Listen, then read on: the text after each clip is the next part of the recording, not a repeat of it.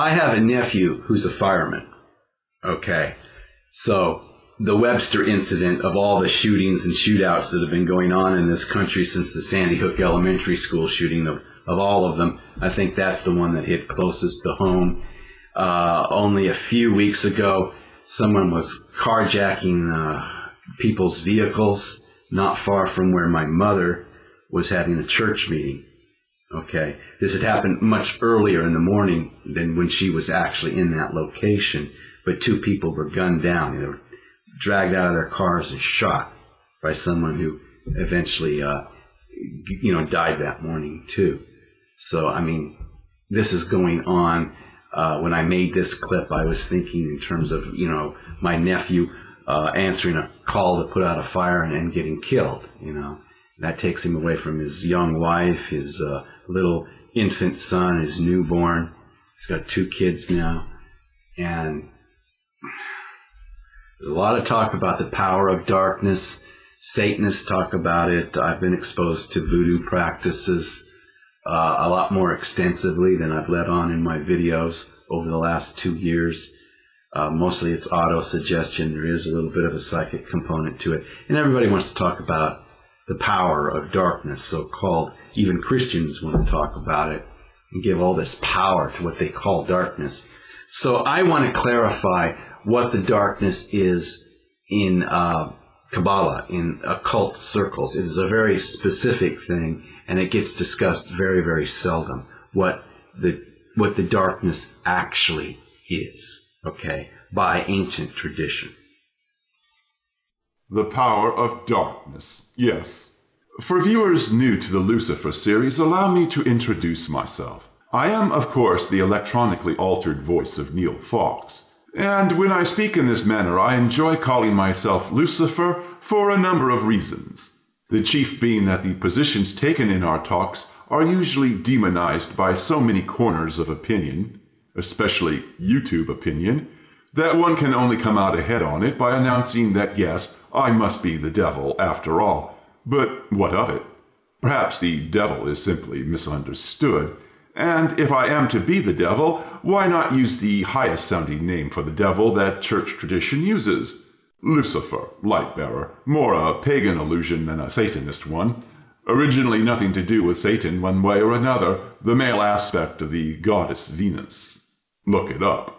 But do let me begin by quoting an avowed Satanist who made a living out of being demonized, Anton Szandor LaVey, writing in his infamous Satanic Bible. The person who takes every opportunity to pick on others is often mistakenly called sadistic. In reality, this person is a misdirected masochist who is working towards his own destruction.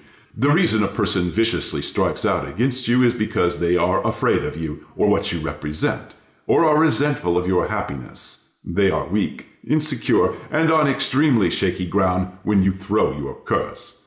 And they make ideal human sacrifices. Sounds like a troll we are always making fun of here on YouTube. James Neil Fox, why have you and your friends dragged me here and tied me prostrate to this stone slab? What do you think, Pete? This is insane! In nomine Dei nostri, Satana Luciferi excelsis. This is insane! Ah, come on, I wished you a cool Yule, now didn't I? But you kept trolling my page, now didn't you?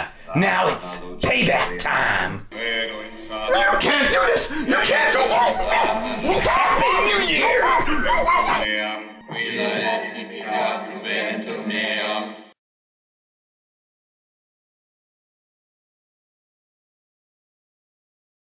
Of course, my quoting LaVey is not an endorsement of LaVey one way or another. The Lucifer series is the Wicca of the goddess and the serpent. The goddess as the earth's soul force, Durga, uniting all of life consciousness, and the serpent, her proactive Shiva intelligence, becoming self-aware and generating true will, more a process than an actual entity. Occult Wicca, the Egyptian Book of the Dead, Gurdjieff, early Crowley, the Hebrew gematria of Carlos Suarez, the psychologies of Jung and Octar Ossen, a respect for hard science, for speculative physics, for behaviorism, gnosis, Zen, Tao, altered brainwave states, Qi, prana, But LaVey's little quote does tend to be the final irony when it is about this subject. The darkness for him was no more about mass murderers or trolls than it is for the Lucifer series. Mass murderers and trolls are weaklings. Anyway, rather than go on about what the power of darkness is not, let me now turn to what the power of darkness actually is. In this endeavor, I shall read from the first book of the Bible, Genesis, the first 3 verses of the first chapter, and I quote, "In the beginning, God created the heavens and the earth was without form and void, and darkness was upon the face of the deep, and the Spirit of God moved upon the face of the waters. And God said, Let there be light. And there was light." Now, as I have said many times, the Lucifer series holds to an esoteric reading of Genesis as per the writings of the modern Kabbalist Carlos Suarez. Admittedly, Suarez goes too far to say that the passage I have just quoted is mistranslated. The original Hebrew is not mistranslated. It fairly much means the same as it reads in English. What Suarez is getting at is that the numbers that the Hebrew letters represent by Judaic tradition imply a much deeper meaning to the text than the surface would have it. The only tweaking with the surface would probably be to point out that koshak, which is translated as darkness, would best be translated as darkening. There was a darkening over the surface of the deep, a dimming. There is also the interesting fact that what is almost always translated as the deep, the Hebrew word teham, can also imply the abyss in Hebrew. It is probably a good bet that the special place that the abyss has in the system laid out by Aleister Crowley stems from the fact that in Hebrew, Teham's letter numbers sum to 1011, 11 being the central paradox of Crowley's thought, the fundamental irony celebrated in his channeled work, The Book of the Law. But rather than going over where Aleister went with the abyss, and the endless litigation involved in discussing the number 11, and then the endless litigation embroiled in the fact that Fox is considerably more interested in Crowley's channel than in Crowley himself. Let's just look at what the abyss is in the first chapter of Genesis, where it is usually translated as the deep in conjunction with the darkness, or the darkening. As Suarez explains in his cipher of Genesis, koshak, the darkening, is the realm of all possible possibilities having manifested all at once. The same as bringing all the colors of paint pigment together will produce black. Of course, in terms of the light spectrum itself, bringing all the color frequencies together will produce the opposite effect. It will produce white. But when Kabbalah was formulated, this was not understood. I must say that the pagan channel that first spawned the thinking prior to the Hebrews and earlier the Egyptians having co-opted it and having made it their own, did understand light frequencies as a matter of course, just as it followed more or less much the same general principles as govern modern Einsteinian physics and beyond.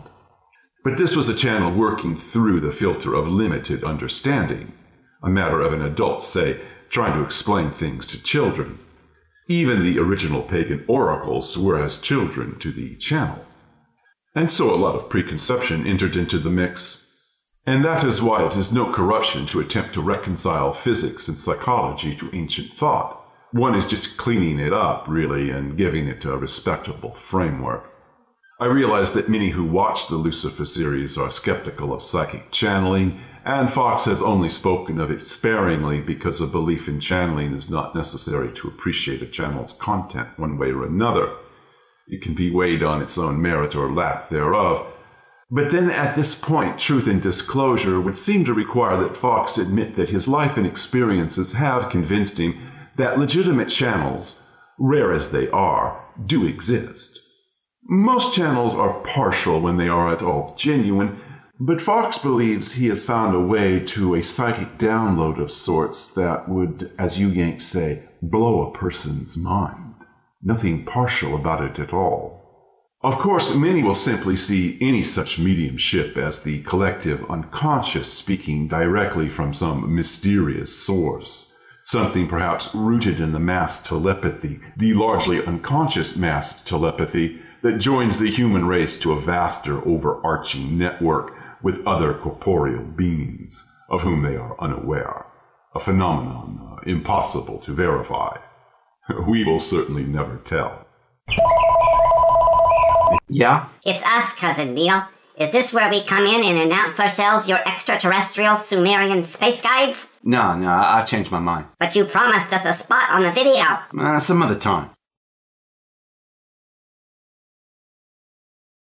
Now, the idea of all possible possibilities manifested all at once is, of course, difficult to conceive. So everybody ends up articulating it differently, which is why I do not want to strain to relate things to Crowley, since he had his own way of making this realm comprehensible in his experience, while Fox has his own perspective.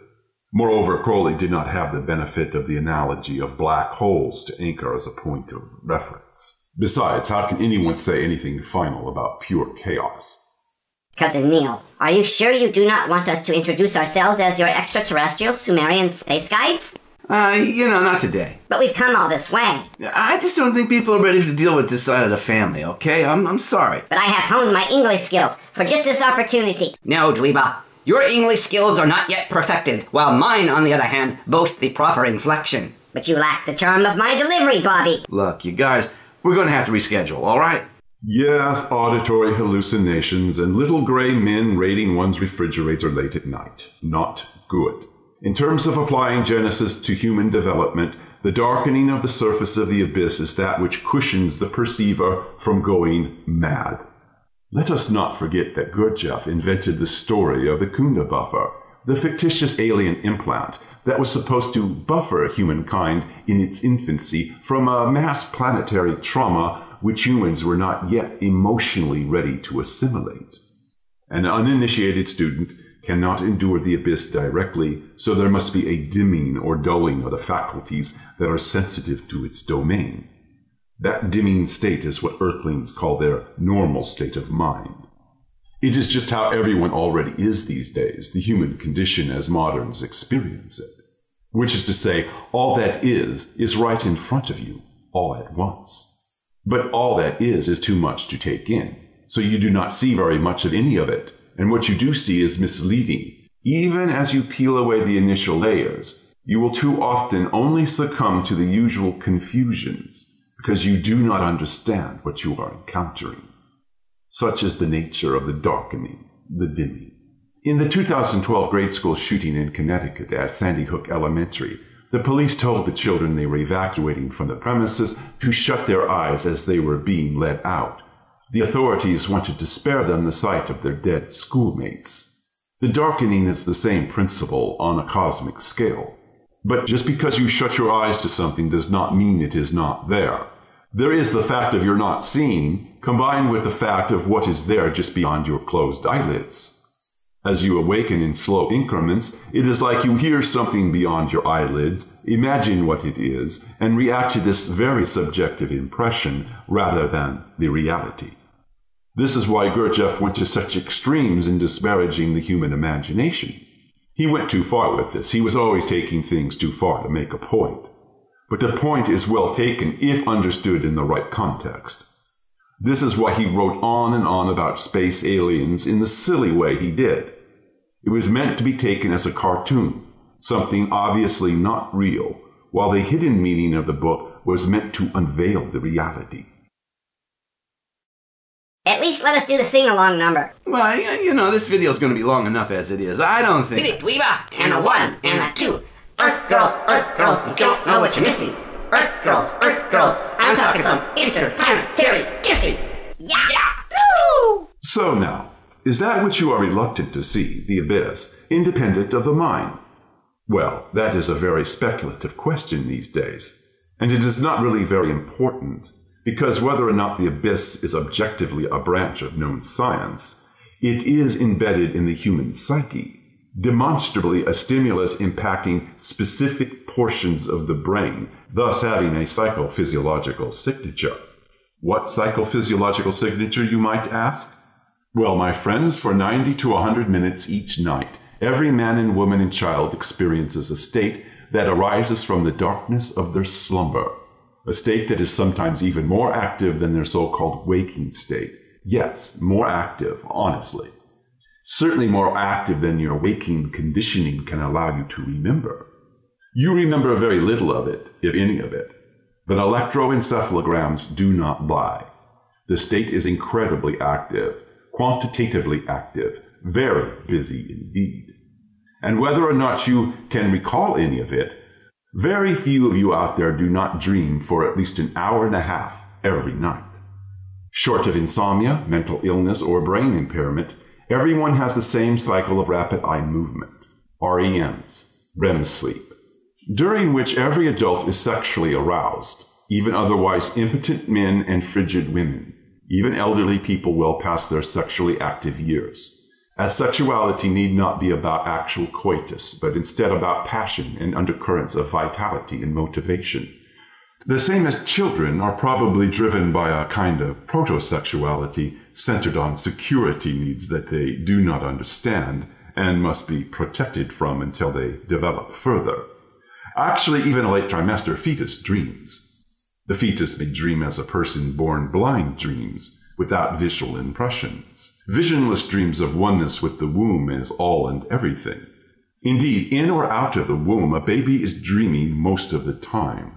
Waking existence, the darkening, the dimming, is something the infant is initiated into in stages. It is not the primal experience. And yet the primal experience is something any mortal returns to night after night, unconsciously trying, sometimes desperately, to reconcile the primal state with the state outside the womb. During this period, whether one is talking about adults or infants, the body lays all but paralyzed to keep the sleeper from physically acting out his or her dreams. You see, you are meant to dream, my friends, and nothing about your conscious personalities can conceivably block you from your basic drives, no matter how much a stranger you might be to those drives the rest of the time. Rapid eye movement is only one realm of dreaming, of course. There is also non-rapid eye movement dreams, which seem to be more orderly and coherent to the conscious mind and may be preoccupied with solving everyday problems rather than dealing with serious passions, hardcore cravings, deep conflicts, and epic quests. Very edgy, the stuff of nightmares and twisted adventures and mad encounters, where fear is grappled with in wildly imaginative ways. Perhaps it began with the trauma of birth itself, or harkens back to some as yet unknown origin, rooted in the sojourn of one's soul upon this troubled planet, the endless karma. Who can say? In any case, welcome to the abyss, my friends, the deep. You go there every night, and every morning you forget. But the time comes when the abyss will no longer be denied. Thank you for watching.